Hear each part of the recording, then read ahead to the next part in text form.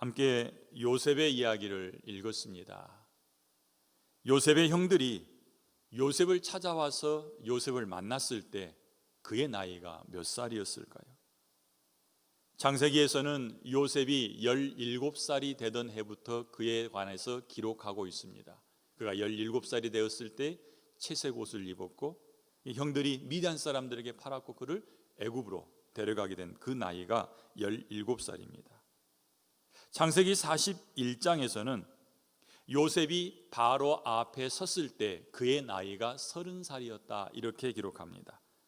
그리고 그가 애굽 돌아다니면서 순찰하고 애굽에 기근이 든 후에 7년의 기근이 들었기 때문에 기근이 끝났을 때 아마 그는 37살 정도 되었을 거고요. 또 우리가 오늘 읽지는 않았지만 45장에 가면 6절에서 그렇게 이야기합니다. 자기 형들에게 요셉이 자기의 신분을 드러내는 거예요. 그러면서 이 땅에 2년 동안 흉년이 들었는데 5년 더 흉년 들 겁니다 라고 말하죠. 37살에 풍년이 끝나고 2년 동안 흉년이 들었으니까 아마 그는 37살 정도. 그때 베냐민을 데리고 왔을 때이니까 두 번째 요셉을 찾아왔을 때이죠. 그래서 아마 최소한 그의 나이가 38살 정도는 되지 않았겠느냐 이렇게 생각되어집니다. 그런데 오늘 우리가 읽은 42장 말씀 뒷부분에 보니까 야곱과 그의 아들들의 관계에 대해서 나타내고 있죠. 야곱이 그런 얘기를 합니다. 이미 내 아들 요셉은 죽었고 시므온도 없어졌고 이제 또 내게서 하나밖에 남지 않은 베냐민도 빼앗아 가려느냐. 야곱 안에 깊이 감춰져 있는 상처가 들추어지는 것이 보이죠. 그는 요셉이 없어진 뒤후로부터 자기 아들들을 신뢰하지 않습니다.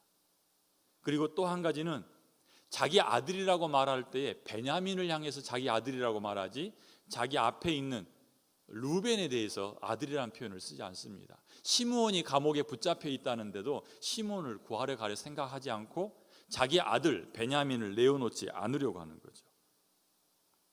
요셉도 없어졌고 시므온도 없어졌거늘 이제는 하나밖에 남지 않은 베냐민을 또 빼앗아 가고자 하느냐 이렇게 이야기하는 걸 보면 야곱과 그의 아들 사이의 관계가 어떠한지를 짐작하게 한다라는 이야기입니다.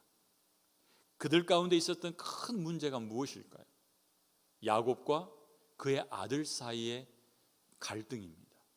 또한 아들들 사이에서도 굉장히 골이 깊은 상처가 남아 있습니다. 그게 언제부터 시작되었을까요? 아주 오래전부터 시작되었다라고 말할 수 있겠지만 실질적으로 그것이 깊어진 것은 요셉이 없어진 다음부터라는 얘기입니다. 그럼 이 집안에 불화가 생기고 끊임없이 서로 반목 관계가 되었던 그 기간이 얼마 정도요? 최소한 21년입니다. 요셉이 없어졌던 17살 때부터 요셉을 형들이 다시 만날 38살 때까지의 기간이 21년입니다.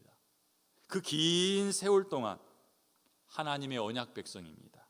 그리고 지상에 있는 유일한 약속의 가정이죠. 하나님을 섬기는 가정입니다. 그런데 그 가정이 서로 믿지 못하고 서로 갈라지고 등지고 있다는 얘기입니다.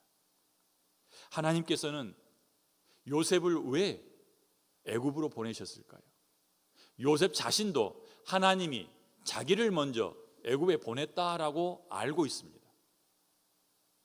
왜?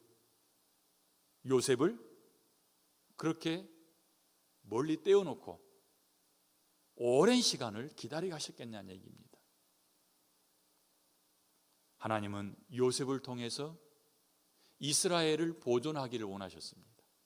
요셉의 고백입니다. 하나님이 큰 구원으로 당신들의 생명을 보존하고 당신들의 후손을 세상에 두시려고 나를 당신들보다 먼저 이곳에 보냈습니다. 그게 고백이죠. 우리는 그의 고백을 보면서 하나님께서 이스라엘 민족을 만들기 위해서 먼저 요셉을 보내셨구나. 이건 큰 그림입니다. 그런데 구체적으로 그들이 살고 있는 그들 시대에는 하나님은 요셉을 통해서 야곱의 가정을 하나로 만들기를 원하십니다. 그들은 문제가 있습니다. 상처가 있습니다. 하지만 덮어놓고 살아가는 거예요. 야곱도 12명의 아들을 골고루 사랑하는 게 아니라 요셉과 베냐민만 사랑하죠. 요셉이 없어진 다음에는 베냐민만 자기 아들처럼 여기고 있는 거예요. 시므온이 감옥에 갇혀 있는데도 베냐민을 내주지 않습니다. 그런 가정을 하나님께서는 고치기를 원하셨다라는 얘기입니다. 화목함이 없고 서로 미워하는 가정이 이 요셉으로 인하여서 화목한 가정으로 변해가는 모습, 그게 오늘 우리가 읽은 본문 가운데 나타나는 모습입니다. 형들은 자기의 굶주림을 해결하기 위해서 양식을 사러 애굽에 내려왔고, 자기들이 원치 않는 야곱과의 만남을 요셉과의 만남을 갖기는 하지만 그 안에서 어떤 변화가 일어나냐면 지난 21년 동안 묻어놓았던 자기들의 잘못을 뭐라고 이야기합니까? 우리가 범죄하였도다. 우리의 죄였구나. 우리가 요셉을 팔아버린 것, 우리가 아버지의 마음을 아프게 한 것, 그거 우리의 죄였구나 하고 인정하게 된다는 겁니다. 르우벤과 형제들 사이에 틀어진 관계도 새로워지게 되죠. 르우벤은 요셉을 어찌하든지 살리려고 했었지만 형제들과의 오히려 더 관계가 나빠졌습니다. 그런데 지금 요셉 앞에서 그들은 먼저는 자기들의 죄를 인정했고, 그리고 갈라져 있는 형제들의 우애가 다시 살아나기 시작했다는 얘기입니다. 뿐만 아니라 이런 과정을 통해서 야곱은 베냐민을 향해 집착하고 있던 자기의 마음을 내려놓게 되고 베냐민을 내어주게 되고, 그 일로 인하여서 자식들과의 관계도 회복되어져 간다는 얘기입니다. 야곱의 과정을 화목한 가정으로 변화시키는 이 요셉의 역할을 보니까 예수 그리스도가 생각나죠. 예수님이 하셨던 것처럼 요셉이 그대로 보여주고 있다는 겁니다. 요셉이 야곱의 가정과 12 형제들을 하나로 만들어가는 것처럼 예수님은 교회를 하나로 만드셨습니다. 그래서 성경은 그렇게 이야기합니다. 먼 데 있는 너희와 가까운 데 있는 유대인을 하나로 만들었고, 하나님과 우리를 하나로 만든 것이 예수 그리스도께서 하신 일이라는 얘기입니다. 요셉의 희생과 헌신을 통해서 그의 가정이 하나로 되어간 것처럼 예수 그리스도의 희생이 모든 교회를 하나로 만들어냈다는 얘기입니다. 예수님께서 우리를 하나 되게 하셨고 앞으로 또 더 하나 되게 하실 줄로 믿습니다. 우리는 다른 것이 아니라 예수 그리스도로 하나 되어지고, 예수 그리스도 아닌 다른 방법으로는 하나 될 수가 없습니다. 화목한 가정을 만들려는 요셉의 노력처럼 예수 그리스도께서는 자기 몸을 내어주심으로 우리를 한 교회로 만드신 줄로 믿습니다. 그래서 성경은 우리에게 말하기를 성령이 하나 되게 하신 것을 힘써 지키라 된다라고 말씀하는 겁니다. 오늘 요셉의 이 희생을 보면서, 요셉의 노력을 보면서 예수 그리스도께서 우리를 위해서 흘려주신 그 피를 생각하고 우리 하나 되게 하신 것을 지켜가는 하루가 될 수 있기를 바랍니다.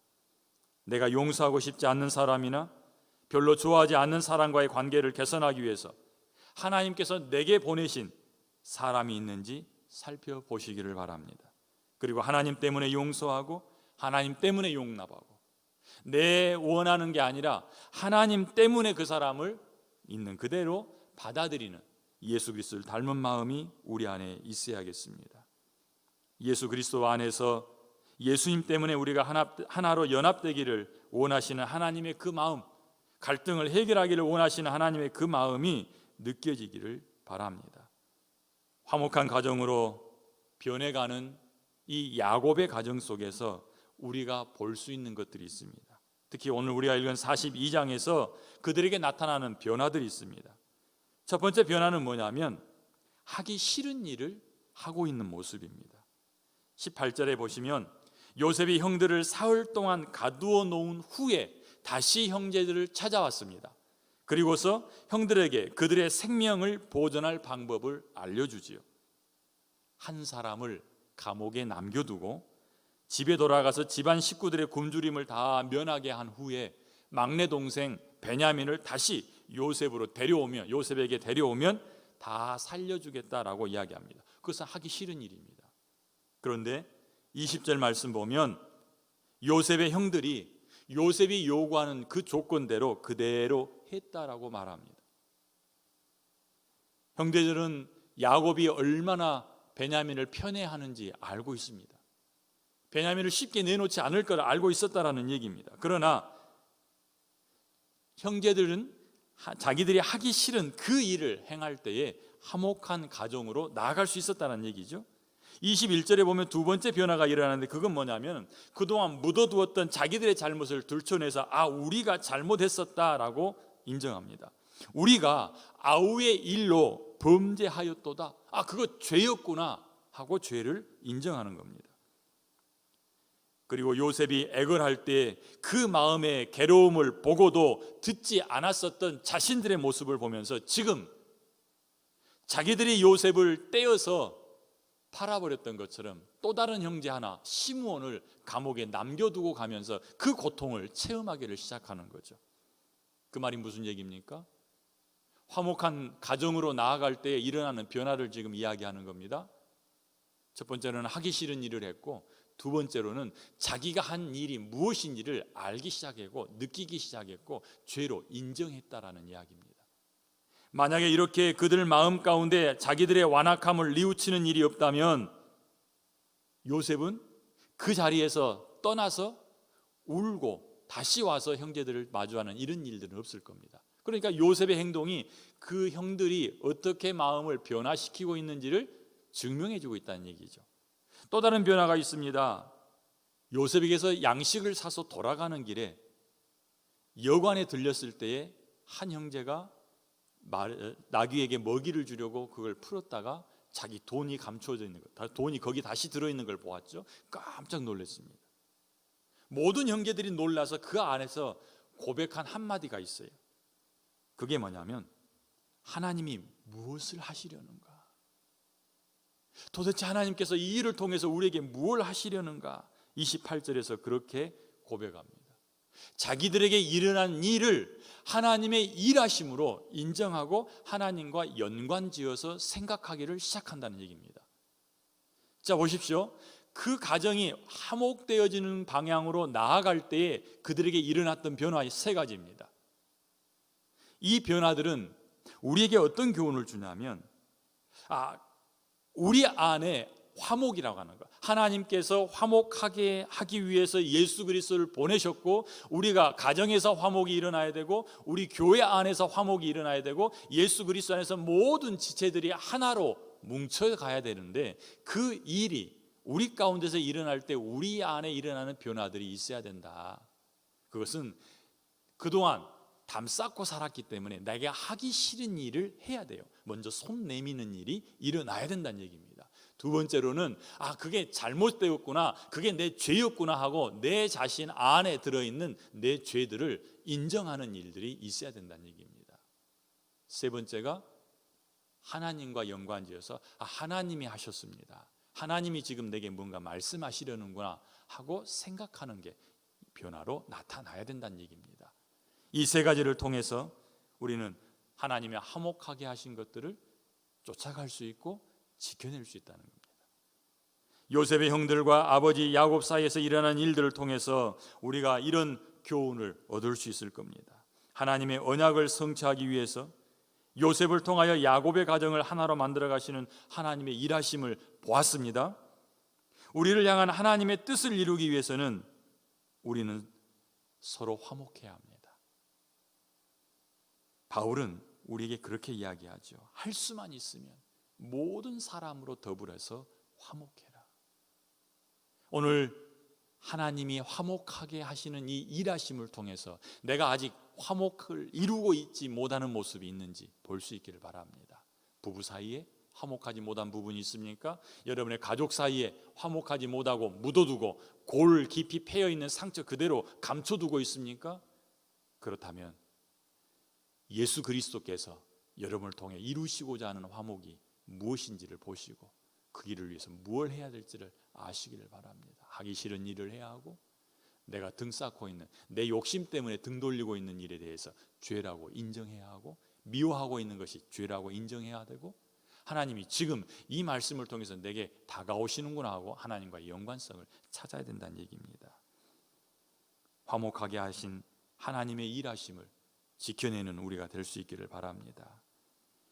또한 화목한 가정을 이루기 위해서 구성원 각자가 해야 될 일이 있었던 것처럼 우리가 해야 될 일이 무엇인지를 볼 수 있기를 바라고, 야곱의 경우도 그가 자기의 집착하고 있는 마음을 내려놓자 그 가정이 하나로 되어가고 자기 자식들을 다 되찾을 수 있었던 것처럼, 혹시 내가 고집하고 내가 집착하고 있는 것 때문에 화목하고 있는 것을 깨뜨리고 있지 않는지, 가로막고 있지 않는지 볼 수 있는 눈이 있기를 원합니다.